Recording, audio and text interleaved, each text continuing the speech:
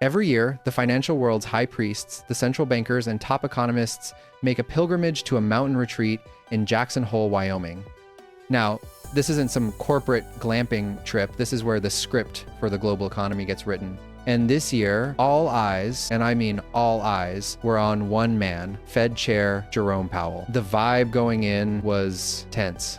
You've got slowing global growth, you've got these trade tensions and tariffs throwing a wrench in the works, and US economic data is starting to look like a Jackson Pollock painting, messy, confusing, and open to a lot of weird interpretations. So Powell steps up to the podium, and the market is holding its breath, expecting some cryptic Fed speak.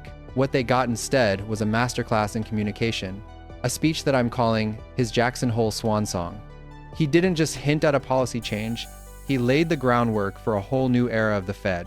The core message, if you strip away all the fancy jargon, was this: the Fed's 2-year obsession with inflation is officially over. The new boogeyman, the thing that's keeping them up at night, is a rapidly weakening job market. But, and this is the genius of it, he wrapped this dovish pivot in so much talk about flexibility and balance that he's given himself maximum wiggle room. This isn't just a reaction to the threat of stagflation.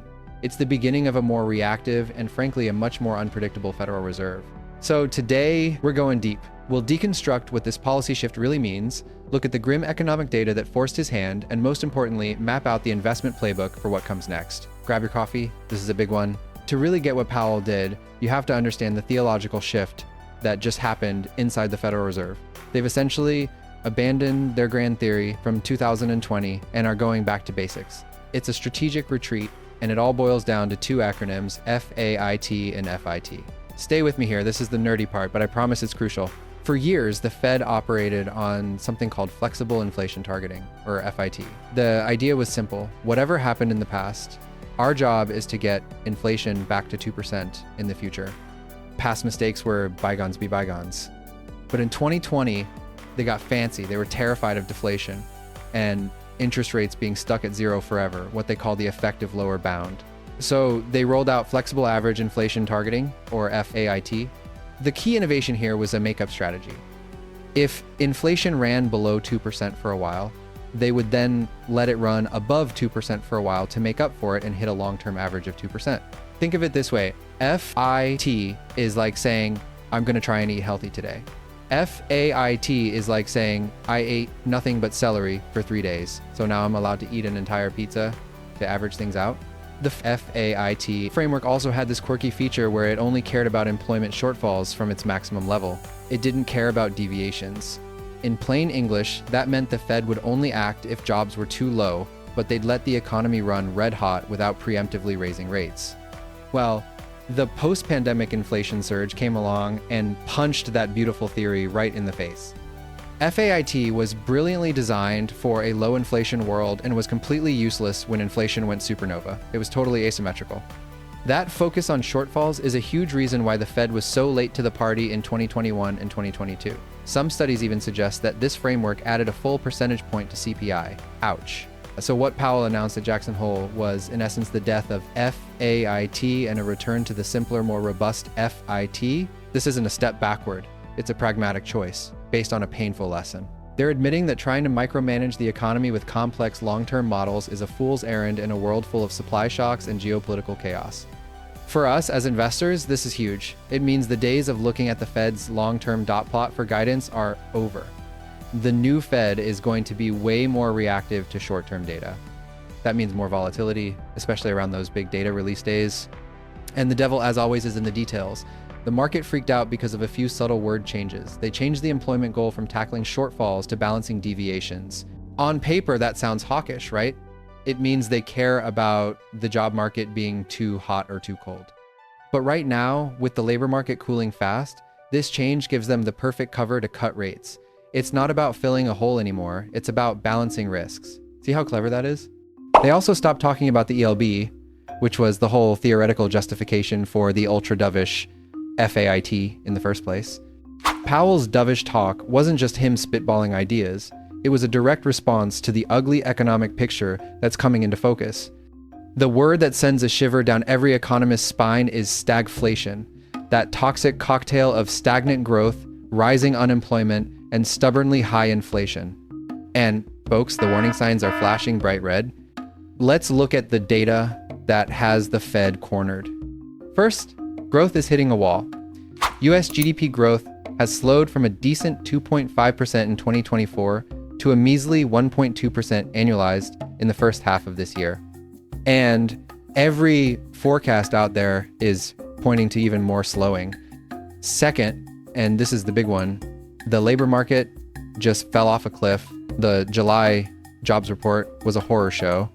Only 73,000 new jobs, way below what anyone expected.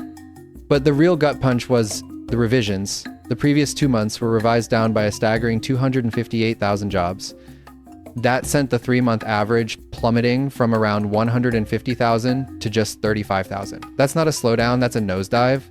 And unemployment has now ticked up to 4.2%. But here's the kicker.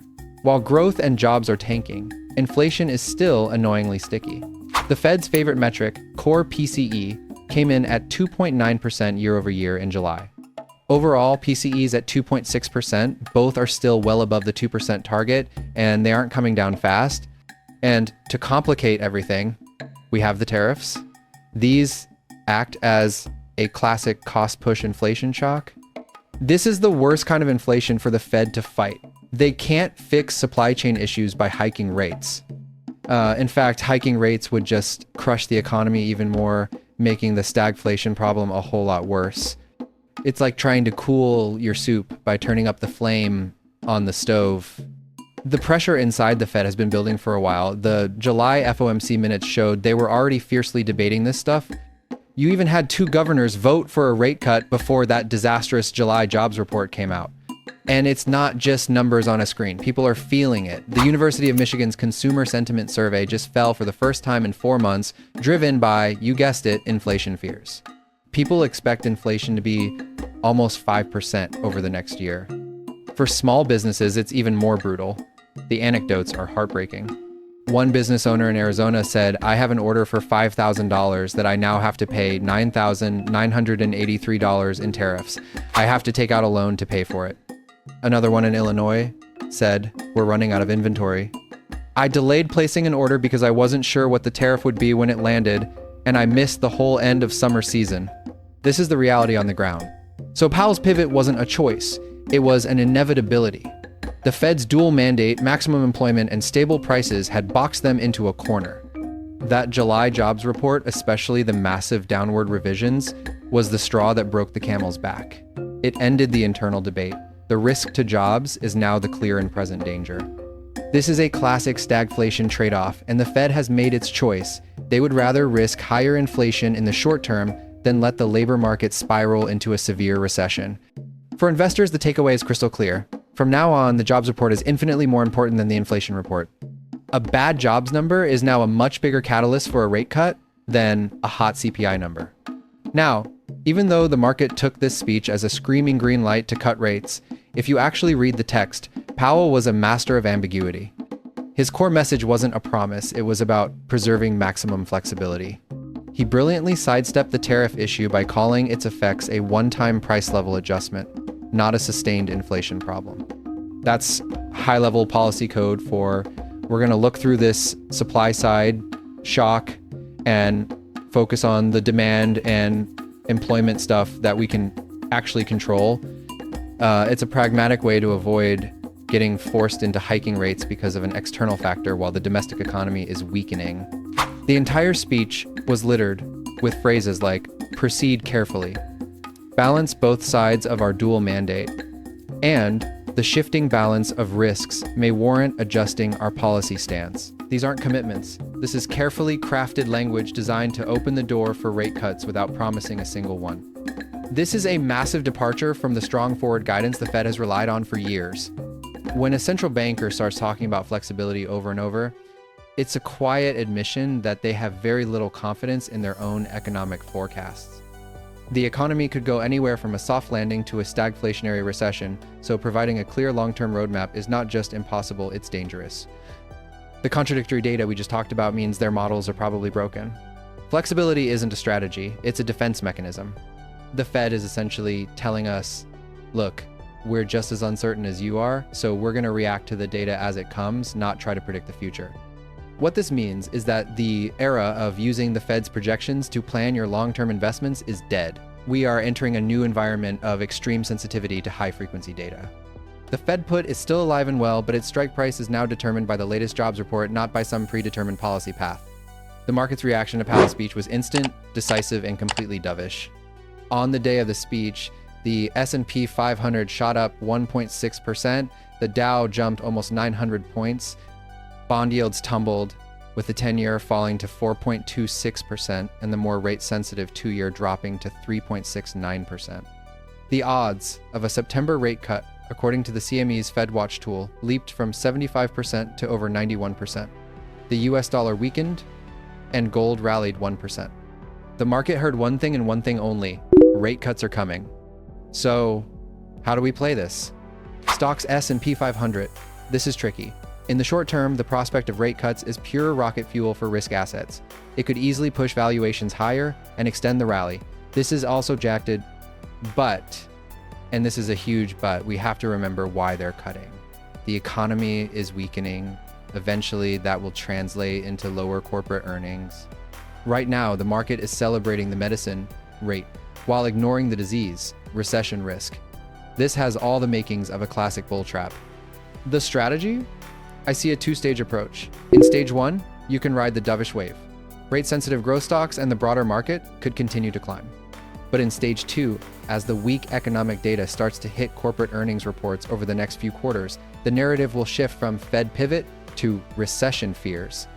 At that point, you'll want to be in quality and defensive sectors, companies with strong balance sheets, stable cash flow, and non-cyclical demand like healthcare, consumer staples, and defense. The smart move might be to use this initial rally to strategically rebalance your portfolio toward higher quality names. Fixed income US Treasuries. The path here is much clearer. A Fed easing cycle combined with slowing economic growth is a powerful tailwind for bonds. As the market lowers its long-term expectations for growth and inflation, yields have more room to fall, which means bond prices will rise. For more conservative investors, the middle of the yield curve, think 3 to 7 year bonds, looks like a sweet spot, offering decent income without taking on too much duration risk. Commodities. Gold is facing its own dual mandate. On one hand, falling real interest rates and a potentially weaker dollar are the classic recipe for higher gold prices. On the other hand, a powerful risk-on rally in stocks can pull money away from safe haven assets like gold. However, the underlying threat of stagflation and persistent buying from global central banks provide a very strong floor under the price. In an environment of rising uncertainty, gold's role as portfolio ballast remains as important as ever. Powell's speech at Jackson Hole clearly defined his new doctrine: a policy framework of pragmatic flexibility, total data dependency, and a clear prioritization of employment in the face of a stagflationary threat. It was a communications victory, guiding the market to the Fed's new way of thinking without boxing himself into a corner. It's fascinating to compare his challenge to that of his legendary predecessor, Paul Volcker. Volcker faced a monster of demand-driven inflation, and he slayed it with the sledgehammer of sky-high interest rates, even though it caused a brutal recession. Powell faces a much trickier beast, a potential stagflation driven by both supply shocks and demand weakness. His tools are less effective in this scenario, making his job in some ways much more delicate. If Volcker's legacy was an iron will to defend price stability, Powell's legacy might be defined by the art of navigating impossible trade-offs. For us, the final message is this: the era of relying on central bank forward guidance to plan your portfolio is over. The flexibility that Powellism preaches demands the same tactical flexibility from us as investors. In this new game, success will come from watching the data like a hawk, not just parsing the Fed speak, and from understanding the dangerous gap between the market cheering for rate cuts and an economy that's sick enough to need them. Thanks for watching. Don't forget to like and subscribe, and I'll see you in the next one.